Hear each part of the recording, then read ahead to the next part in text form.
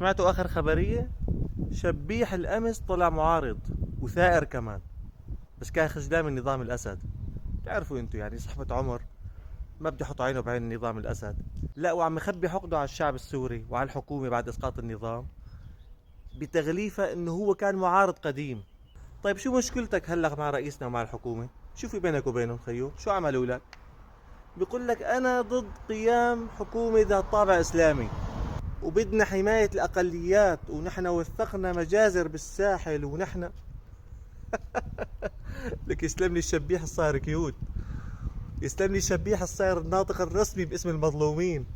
إيه ها، من أول يا زلمة سمعنا صوتك. 14 سنة وأنت خرسان، منيح حكيت، نطقت. القتل اللي صار فينا كله ما حرك فيك شيء، بس إنه تصير حكومة ذات طابع إسلامي، يا لطيف يا لطيف يا لطيف، كل شيء إلا هي. حقك. لك أحلى شبيح والله، تدلع تدلع حبيبي تدلع. ريحتك طالعة من زمان. بس يلا خلينا نضحك عليك، دائما كثرنا من الحكي.